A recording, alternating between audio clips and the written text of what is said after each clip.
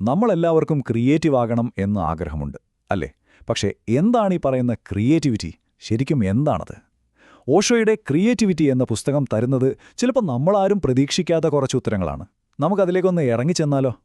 ഓഷോ തുടങ്ങുന്നത് തന്നെ നമ്മളെ ഒന്ന് ഞെട്ടിച്ചുകൊണ്ടാണ്. അദ്ദേഹം പറയുവാണ്, യഥാർത്ഥ ക്രിയേറ്റിവിറ്റി എന്ന് പറഞ്ഞാൽ പാട്ടുപാടാനോ ചിത്രം വരയ്ക്കാനോ ഉള്ള കഴിവൊന്നുമല്ല, അതതിലും വലുതാണ്. സമൂഹം നമ്മളെ പഠിപ്പിച്ച ഒരു മെഷീൻ പോലെ ചിന്തിക്കുന്ന രീതിയുണ്ടല്ലോ, അതിനെതിരെയുള്ള ഒരു വിപ്ലവമാണ്, ഒരു റെബല്യനാണ് യഥാർത്ഥ സർഗാത്മകത. അപ്പോ ഒരു യഥാർത്ഥ ക്രിയേറ്റർ ആകണമെങ്കിൽ നിങ്ങൾ ആൾക്കൂട്ടത്തിൽ നിന്ന് ഒറ്റയ്ക്ക് നടക്കാൻ തയ്യാറാകണം. എല്ലാവരും പോകുന്ന ആ എളുപ്പവഴിയുണ്ടല്ലോ, അത് വിട്ടിട്ട് സ്വന്തമായിട്ടൊരു വഴി കണ്ടുപിടിക്കണം. അതിനൊരു ധൈര്യം വേണം. അത് തന്നെയാണ് യഥാർത്ഥ സ്വാതന്ത്ര്യം. ഓഷോ ശരിക്കും സ്വപ്നം കാണുന്നത് അങ്ങനെ ഒരു ഭാവിയെക്കുറിച്ചാണ് കേട്ടോ. അവിടെ ഓരോ ആൾക്കും അവരവരായി ജീവിക്കാനുള്ള സ്വാതന്ത്ര്യമുണ്ട്. ആരും മറ്റൊരാളെ കോപ്പിയടിക്കാൻ നോക്കുന്നില്ല. അങ്ങനെ ഒരു ലോകത്ത് ഈ പറയുന്ന ക്രിയേറ്റിവിറ്റി നമ്മൾ ഉണ്ടാക്കേണ്ടി വരില്ല. അത് തനിയെ വരും. ഒരു പൂവ് വിരിയുമ്പോൾ അതിൽ നിന്ന് സുഗന്ധം വരുന്നതുപോലെ, വളരെ സ്വാഭാവികമായി. ഓക്കെ, അപ്പോൾ ഈയൊരു അവസ്ഥയിലേക്ക് നമ്മൾ എങ്ങനെയാണ് എത്തുക, അല്ലേ? അതിന് ഓഷോ ഒരു വഴി പറഞ്ഞു തരുന്നുണ്ട്. അദ്ദേഹം അതിനെ വിളിക്കുന്നത് 3 സികൾ, അതായത് 3 Cs എന്നാണ്. അതായത് കോൺഷ്യസ്നെസ്, കമ്പാഷൻ, പിന്നെ ക്രിയേറ്റിവിറ്റി. നമുക്കിതിനെ എങ്ങനെ മനസ്സിലാക്കാം?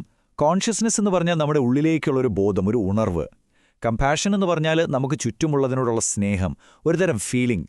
പിന്നെ ക്രിയേറ്റിവിറ്റി, അതായത് നമ്മുടെ പ്രവൃത്തി, നമ്മുടെ ആക്ഷൻ.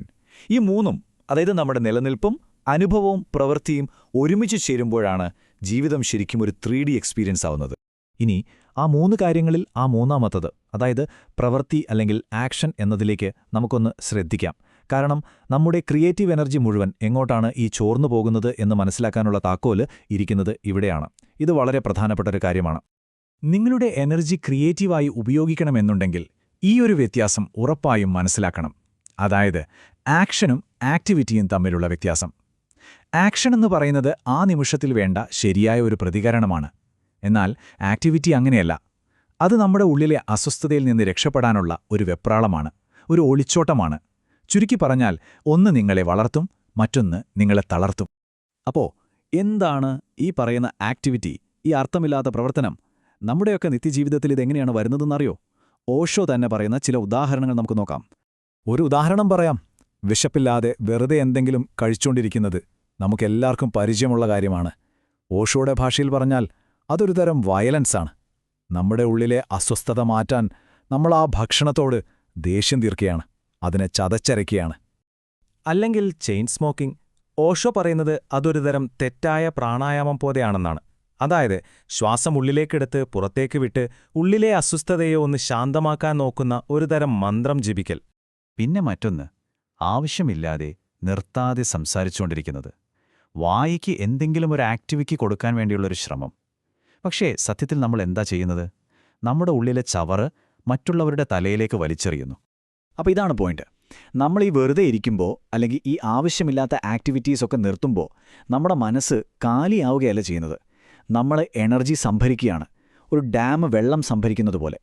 എന്നിട്ട് എപ്പോഴാണ് ശരിക്കും ഒരു ആക്ഷൻ ആവശ്യമായി വരുന്നത്, അപ്പോൾ ആ സംഭരിച്ചു വെച്ച ഊർജ്ജം മുഴുവൻ എടുത്ത് പൂർണ്ണ ശക്തിയോടെ നമുക്ക് ഉപയോഗിക്കാൻ പറ്റും. ശരി, ഇനി നമ്മുടെ ക്രിയേറ്റിവിറ്റിയെ തടഞ്ഞു നിർത്തുന്ന നമ്മുടെ ഉള്ളിൽ തന്നെയുള്ള 2 വലിയ വില്ലന്മാരെക്കുറിച്ചാണ് ഓഷോ പറയുന്നത്. ഒന്നാമത്തേത് പെർഫെക്ഷനിസം, പിന്നെ രണ്ടാമത്തേത് സെൽഫ് കോൺഷ്യസ്നസ് അഥവാ ആത്മബോധം. ആദ്യം നമുക്ക് പെർഫെക്ഷനിസം എടുക്കാം. നമുക്കെല്ലാവർക്കും അറിയാവുന്ന കാര്യമാണിതല്ലേ, ചെയ്യുന്നതെന്തും പെർഫെക്റ്റ് ആയിരിക്കണം എന്നൊരു വാശി. പക്ഷേ ഓഷോ പറയുന്നത് എന്താണെന്ന് വെച്ചാൽ, ഇത് നമ്മുടെ ഈഗോ, നമ്മുടെ അഹംഭാവം നമുക്ക് വേണ്ടി വെക്കുന്ന ഒരു കെണിയാണ്. ഈ വിഷയം വ്യക്തമാക്കാൻ ഓഷോ ഒരു അടിപൊളി കഥ പറയുന്നുണ്ട്. മരണത്തെ പറ്റിക്കാൻ ശ്രമിച്ചൊരു വലിയ ശില്പിയുടെ കഥയാണിത്. അപ്പോൾ മരണത്തിന്റെ ദൂതൻ വരുന്നുണ്ടെന്നറിഞ്ഞപ്പോൾ ഇദ്ദേഹം എന്തു ചെയ്തെന്നോ?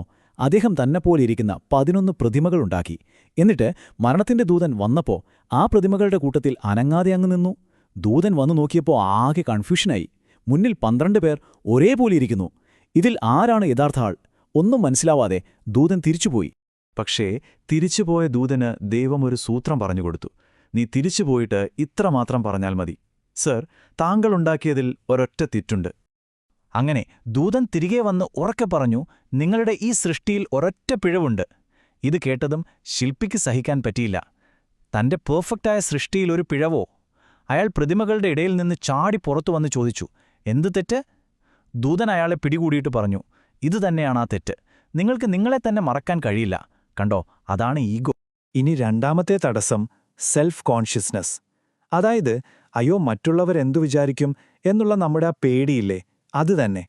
ഇത് നമ്മുടെ ഉള്ളിലുള്ള യഥാർത്ഥ ശക്തിയെ പുറത്തുവരാൻ സമ്മതിക്കാതെ നമ്മളെ ഒരുതരം ഫ്രീസാക്കി കളയുന്ന അവസ്ഥയാണ്. ഇത് മനസ്സിലാക്കാൻ ഓ നാമി എന്നൊരു ഗുസ്തിക്കാരന്റെ കഥ ഓഷോ പറയുന്നുണ്ട്.